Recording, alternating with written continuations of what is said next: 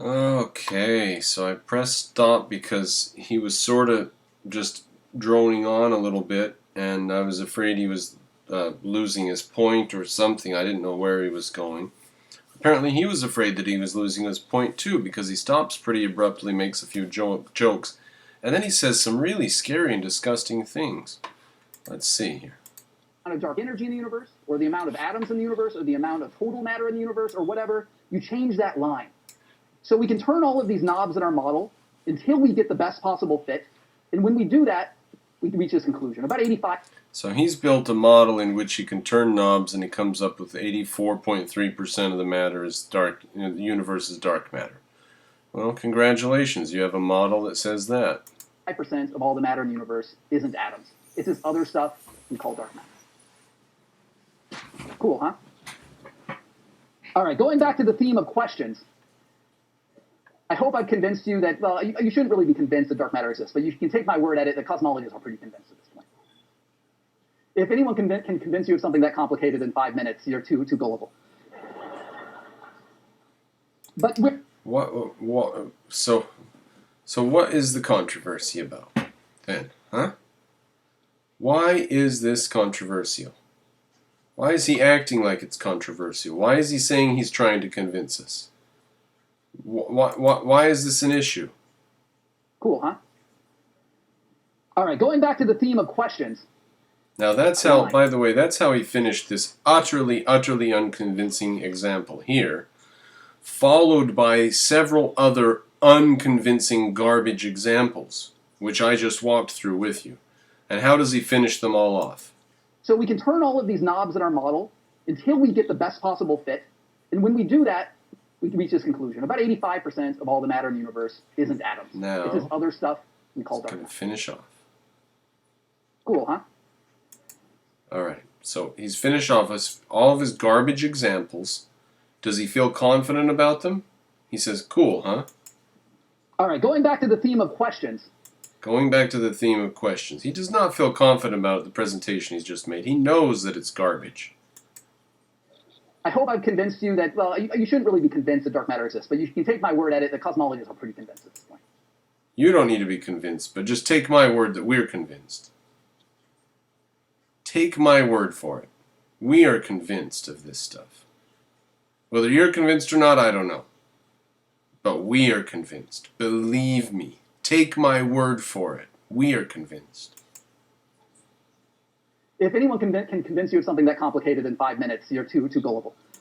So dark matter is very complicated. It should take a lot longer to convince you of it, by the way.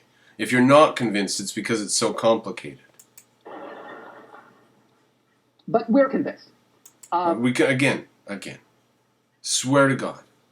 Swear to God, we believe in this stuff. We do. And you should take our word. So what did he say? He slipped it in there like that, didn't he? Convinced at this point. If anyone can convince you of something that complicated in 5 minutes, you're too gullible. But we're convinced. And you should take our word. So the thing... He tried to say, and you should take our word for it, but he just couldn't bring himself, could he? He tried to say it, didn't he? If anyone can convince you of something that complicated in 5 minutes, you're too gullible. Watch. But we're convinced. And you should take our word. So the thing we... And you should take our word for it. He didn't say for it, did he? He said, and you should take our word. He just couldn't bring himself to... Man, he is uncomfortable presenting this stuff, isn't he? Really like to know, and the thing that I would really like to know and have spent the last 15 years or so thinking about, is what is this stuff that we call dark matter? Hoi polloi. Wow. Well, I mean, as if he hasn't been addressing that yet, right? A kind of a companion question is, if all this dark matter is out there and we can't see it, why can't we see it? Why is it so dark? Or if you turn the question on its head, why is ordinary matter so bright? Or why can we perceive ordinary matter? Well, that becomes a very strange and bizarre question when you assume that there's 95% of the mass of a galaxy in an invisible donut around the outside of it. When you assume that, you start getting very, very confused, don't you? Now, if the amount of mass in the galaxy is actually pretty small relative to the electrical charges that were involved in starting the rotations that we see today, then there's no mystery. There's no reason to be worried about it. If a massive electron cloud the size of the universe can't come up with a few lightning bolts to get things moving, then what good is the universe? So then you come along and you assume this stupid garbage donut around the outside of every galaxy to get it to move according to gravity. Well, maybe gravity's not what did that. Maybe something else did that. Gravity didn't build that. When I look at that podium, why is it giving off light that my eyes can detect? And for that matter, when I put my hand into this wall, why does it stop? Why do I feel this? Why doesn't my hand just go straight through that wall? After all, my hand is basically empty space. The fraction of the volume of my hand that atoms are actively occupying is minuscule. And that same thing is true about the wall. So when I put my hand into the wall, you might have expected that my hand should have passed straight through it, but it doesn't. Electromagnetism, right? Okay, go ahead. Unless you're in the first 10 rows, I can't see your hand. So here, what's that? Electromagnetism. So it turns out that there's a lot of stuff with electric charge in my hand, the protons and electrons, and in that wall. And when I push my hand towards that wall, those electrically charged particles push against each other. And that prevents my hand from going into the wall. So it turns out that the reason light is emitted, reflected, or absorbed by stuff is because stuff in it has electric charge. Something without electric charge will be dark, and ordinary matter is bright because it has electric charge. To kind of generalize this argument, think about the 4 forces that physicists have identified in nature.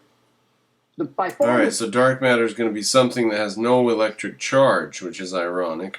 They are trying to ignore electricity even there. That's just ironic. It's just silly. It's silly. Weakest of these forces is gravity. It's basically not measurable in the laboratory. We can barely tell there's gravity between atoms. Like, it's extremely feeble. And then there's the electromagnetic force that we were talking about. There's also the strong force and weak force. These you only notice in... I just can't help but to remember that all of this is coming on the heels of not even having a teeny tiny glimmer of any evidence that dark matter exists, okay? So not even a teeny bit of evidence that he showed in any of those garbage arguments, so-called arguments at the beginning. And now he's going into theories about what is the nature of this invisible stuff. Okay? This is like asking how many angels dance on the head of a pin. We've backed ourselves into a corner where we have to have 95% of the galaxy be invisible and in a ring around the outside of the galaxy. And now we're going to theorize about invisible stuff. Okay? Now, it doesn't have an electrical charge, therefore light doesn't bounce off it, so we can't see it. Brilliant. Okay? Why would I go this far, though? Why would I go this far into this much garbage? Now, maybe this is all true. Maybe there can be something that light doesn't bounce off. Fine, I don't care. Why would I even get to this point? He hasn't gotten me there through any of this stuff earlier. None of this garbage got me there. So he's going to go through nothing. He can't prove anything. Already, I mean, he's in trouble already, and he's acting like he's in trouble. He knows he's in trouble, the way he's saying all the stuff he says, all the terrible things he says. What did he say at the end of this bit here, huh? Cool, huh? Cool, huh? All right, going back to the theme of questions, I hope I've convinced you that, well, you shouldn't really be convinced that dark matter exists, but you can take my word at it. The cosmologists are pretty convinced at this point. If anyone can convince you of something that complicated in 5 minutes, you're too gullible. But we're convinced, and you should take our word. So here you are, ladies and gentlemen. Well, I'm not convinced. You can think for yourselves, though. Mr. Cropper out.